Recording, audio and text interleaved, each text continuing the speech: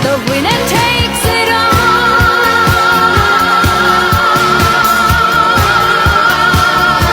The winner takes it all.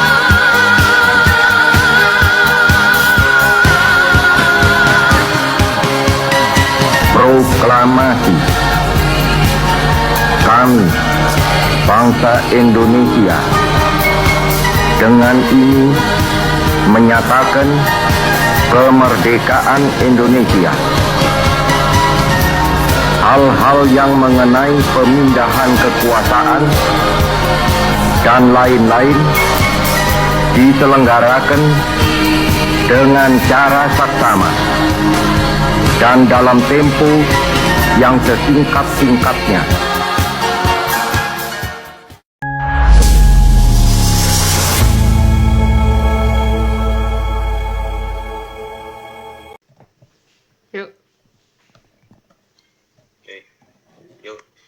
Oke, Assalamualaikum warahmatullahi wabarakatuh. Selamat pagi. Kami dari kelompok 6 akan mempresentasikan tentang isu ekonomi dan kemandirian bangsa. Oke, next. Stop. Dan sini anggota kelompok kami yaitu Baik, saya Marisa Faraziba dengan NPM 25051010058. Perkenalkan, nama saya Vena Virginia Firdaus dengan NPM 25051011011. Perkenalkan, nama saya Sekar Aprilia Aziza dengan NPM 25051011061. Perkenalkan, nama saya Salma Nafisa dengan NPM 25053010022.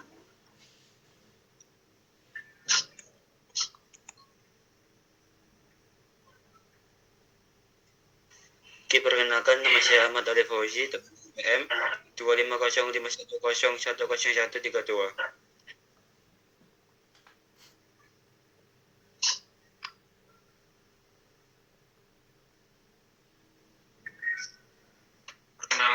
Perkenalkan, nama saya Rafi Aludin Al-Ghifari dengan NPM 25051000089.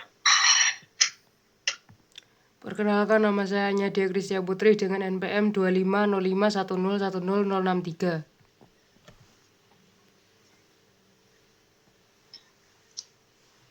Baik, untuk yang pertama, dari isu ekonomi yaitu adanya pemberdayaan UMKM lokal berbasis nilai Pancasila.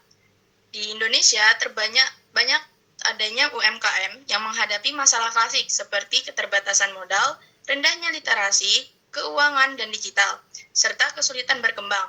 Nilai-nilai Pancasila seperti keadilan dan gotong royong juga belum banyak diterapkan dalam praktik bisnis. Padahal UMKM berkontribusi besar terhadap PDB 60 hingga 61% dan menyerap 97% tenaga kerja. Studi menunjukkan bahwa UMKM yang menerapkan etika bisnis berbasis Pancasila memiliki dampak sosial yang lebih positif.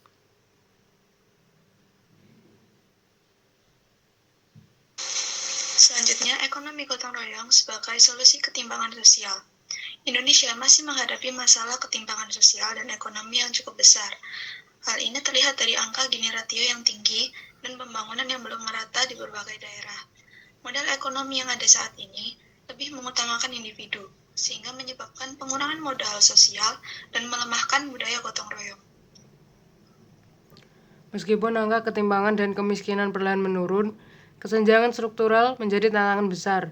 Adanya badan usaha milik desa atau BUMDes merupakan wujud nyata penerapan ekonomi gotong royong di tingkat dasar.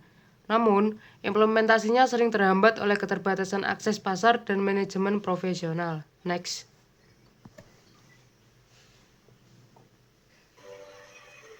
Selanjutnya adalah Pancasila sebagai dasar etika bisnis digital di era globalisasi. Pesatnya perkembangan ekonomi digital menimbulkan masalah seperti lemahnya perlindungan data pribadi, meningkatkan penipuan dan persaingan bisnis tidak sehat. Karena itu, Pancasila diperlukan sebagai dasar etika dalam bisnis digital. Data menunjukkan tingginya serangan siber dan pelanggaran data, sehingga dibutuhkan aturan serta kesadaran etika yang kuat.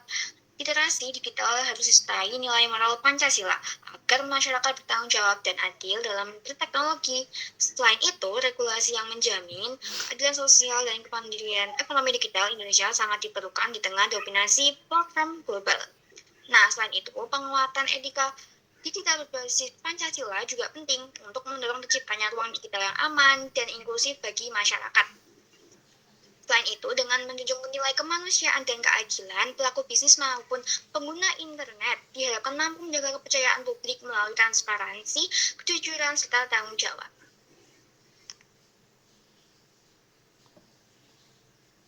Oke, strategi kemandirian ekonomi bangsa di tengah persaingan global, identifikasi masalah. Kemandirian ekonomi Indonesia terancam akibat ketergantungan tinggi pada impor bahan baku dan energi, serta lemahnya daya saing industri lokal.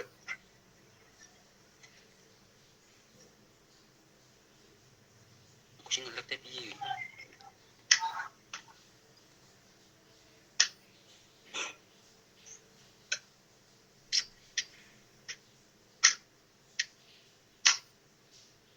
Oke, untuk selanjutnya, aku ngelek lagi. untuk mengatasinya program hidrasi industri perlu diperkuat guna meningkatkan nilai tambah ekspor dan mengurangi impor. Selain itu, dibutuhkan reformasi struktural untuk meningkatkan efisiensi, kualitas SDM, teknologi, dan menarik investasi yang berkelanjutan agar Indonesia mampu bersaing dengan tingkat global.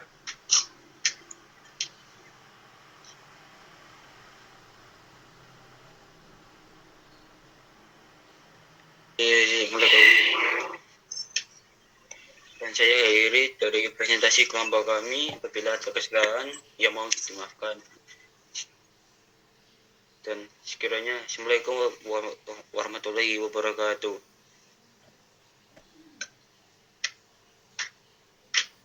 Tanah air ku tidak kulupakan kan